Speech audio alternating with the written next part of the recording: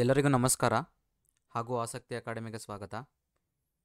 So ಇವತ್ತು ಒಂದು latest update ಇದೆ ಸ್ಕೆಡ್ಯೂಲ್ ಬಗ್ಗೆ, ಅದನ್ನು ನೋಡೋಣ. ಸೊ ನೀವು ಚೆಕ್ ಮಾಡಿದ್ರೆ ಇಲ್ಲಿ ಹೊಸದಾಗಿ ಒಂದು ಲೇಟೆಸ್ಟ್ ಅಪ್ಡೇಟ್ ನೀವು ನೋಡ್ಬೋದು. ಇಲ್ಲಿ ಏನಪ್ಪ ಅಂತಂದರೆ UGCET ನೀಟ್ 2025ನ ಮೊದಲ ಸುತ್ತಿನ ಸೀಟು ಹಂಚಿಕೆ ನಂತರದ ಪ್ರಕ್ರಿಯೆ ಹಾಗೂ ವೇಳಾಪಟ್ಟಿ ಪರಿಷ್ಕರಿಸಲಾಗಿದೆ. ಅಂದರೆ ಇವತ್ತು ಬಿಟ್ಟಿರುವಂತಹ ಲೇಟೆಸ್ಟ್ ಅಪ್ಡೇಟ್ ಏನಪ್ಪ ಅಂತಂದರೆ, ಈಗ ಲಾಸ್ಟ್ ಏನು ಬಿಟ್ಟಿದ್ರು ನಿಮಗೆ ಟೈಮ್ ಟೇಬಲನ್ನು, ಅಂದರೆ ಕಂಪ್ಲೀಟಾಗಿ ಅಡ್ಮಿಷನ್ ಪ್ರೊಸೀಜರ್ಗೆ ಡ್ಯೂರೇಷನ್ ಟೈಮಿಂಗ್ಸನ್ನು ಏನು ಕೊಟ್ಟಿದ್ರು ನಿಮಗೆಲ್ಲ ಡೇಟ್ಸನ್ನೆಲ್ಲ, ಈಗ ಸ್ವಲ್ಪ ಏನು ಮಾಡಿದ್ದಾರೆ, ಸ್ವಲ್ಪ ಚೇಂಜಸ್ ಮಾಡಿದ್ದಾರೆ. ಸೊ ಆ ಚೇಂಜಸ್ ಏನಿದೆ ಅನ್ನೋದನ್ನು ನೋಡೋಣ.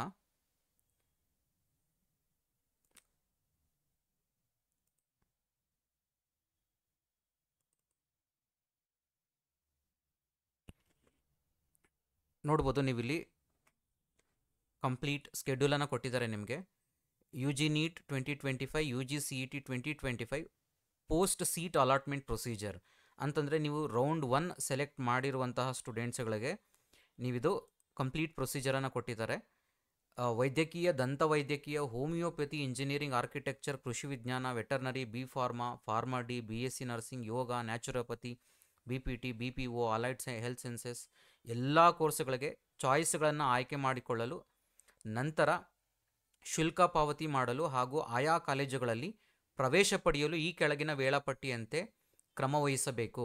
ಅಂತಂದರೆ ಚಾಯ್ಸ್ ಎಂಟ್ರಿಗೆ ನಿಮಗೇನು ಆಪ್ಷನ್ ಕೊಟ್ಟಿದ್ರು ನಿಮಗೀಗ, ಆ ಚಾಯ್ಸ್ಗಳನ್ನು ಸೆಲೆಕ್ಟ್ ಮಾಡ್ಕೊಳ್ಳೋದಕ್ಕೆ ಜೊತೆಗೆ ಚಾಯ್ಸ್ಗಳನ್ನು ಸೆಲೆಕ್ಟ್ ಮಾಡ್ಕೊಳ್ಳೋದ್ರ ಜೊತೆಗೆ ಯಾರು ಚಾಯ್ಸ್ 1 ಸೆಲೆಕ್ಟ್ ಮಾಡ್ಕೊಂಡಿರ್ತೀರ ಅವರು ಅಡ್ಮಿಷನ್ ಫೀಸ್ ಪೇಮೆಂಟ್ ಮತ್ತು ಅಡ್ಮಿಷನ್ ಪ್ರೊಸೀಜರ್ಗಳನ್ನು, ಅಡ್ಮಿಷನ್ ಕಂಪ್ಲೀಟ್ ಸ್ಕೆಡ್ಯೂಲನ್ನು ನಿಮಗೆ ಇಲ್ಲಿ ಕೊಟ್ಟಿದ್ದಾರೆ. ಅದರಲ್ಲಿ ಸ್ವಲ್ಪ ಚೇಂಜಸ್ ಮಾಡಿದ್ದಾರೆ, ನೋಡ್ಬೋದು ನೀವು ಇಲ್ಲಿ. ಮೊದಲನೇ ಸುತ್ತಿನಲ್ಲಿ ಸೀಟುಗಳನ್ನು ಹಂಚಿಕೆ ಮಾಡಲಾದ ಕೋರ್ಸುಗಳು ಇವೆಲ್ಲನೂ. ಅಂದರೆ ನೀವು ನೋಡ್ಬೋದು ಇಂಜಿನಿಯರಿಂಗ್ ಎಲ್ಲ ಒಂದೊಂದೇ ಸ್ವಲ್ಪ ಟೈಮನ್ನು ಕೊಟ್ಬಿಟ್ಟು ನಿಮಗೆ ಚಾಯ್ಸ್ ಎಂಟ್ರಿಗಳನ್ನು ಮಾಡ್ಕೊಳ್ಳೋದಕ್ಕೆ ಟೈಮ್ ಕೊಟ್ಟಿದ್ರು ನಿಮಗೆ. ಸೊ ಈಗ ಎಲ್ಲ ಆಲ್ಮೋಸ್ಟ್ ಆಗಿದೆ.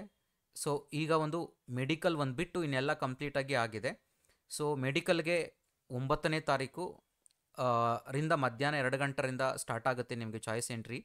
ಅದೊಂದು ಬಿಟ್ಟರೆ ನಿಮಗೆ ಎಲ್ಲನೂ ಇನ್ಕ್ಲೂಡಿಂಗ್ ಹೋಮಿಯೋಪತಿಯಿಂದ ನೋಡ್ಬೋದು ನೀವು ಎಲ್ಲ ಕೋರ್ಸ್ಗಳು, ಇಂಜಿನಿಯರಿಂಗಿಂದ ಹಿಡಿದು BSc ಅಗ್ರಿಕಲ್ಚರ್ ಮತ್ತು BSc ನರ್ಸಿಂಗಿಂದ ಹಿಡಿದು ಹೆಲ್ತ್ ಸೈನ್ಸ್, ಅಲೈಡ್ ಸೈನ್ಸಸ್ಸು ಮತ್ತು ಆರ್ಕಿಟೆಕ್ಚರು ಎಲ್ಲ ಕೋರ್ಸ್ಗಳಿಗೂ ನಿಮಗೆ ಚಾಯ್ಸನ್ನು ಮಾಡೋದಕ್ಕೆ, ಚಾಯ್ಸ್ ಎಂಟ್ರಿ ಮಾಡೋದಕ್ಕೆ ನಿಮಗೆ ಕೊಟ್ಟಿದ್ರು ನಿಮಗಿಲ್ಲಿ.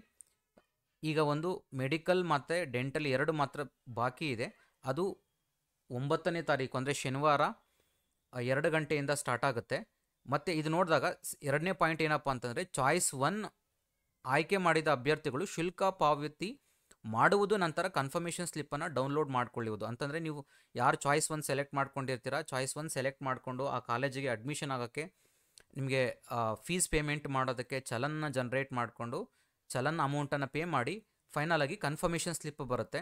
ಕನ್ಫರ್ಮೇಷನ್ ಸ್ಲಿಪ್ ಅಲ್ಲಿವರೆಗೂ ಪ್ರೊಸೀಜರ್ಗೂ ನಿಮಗೆ ಕಂಪ್ಲೀಟಾಗಿ ಈ ಡ್ಯೂರೇಷನನ್ನು ಕೊಟ್ಟಿದ್ದಾರೆ. ಅಂದರೆ ಇಂಜಿನಿಯರಿಂಗಿಗೆ 2ನೇ ತಾರೀಕು,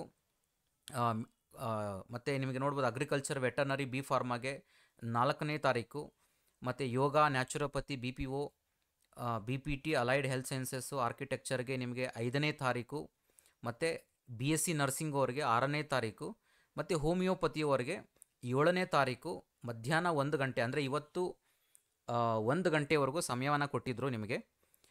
ಅದಾನಂತರ ವೈದ್ಯಕೀಯವರಿಗೆ ಆಲ್ರೆಡಿ ಹೇಳಿದ್ದೀನಿ, ಡೆಂಟಲ್ ಮತ್ತು ಮೆಡಿಕಲ್ ಅವರಿಗೆ 9ನೇ ತಾರೀಕು ಅಂದರೆ ಶನಿವಾರದವರೆಗೆ ಸ್ಟಾರ್ಟ್ ಆಗುತ್ತೆ.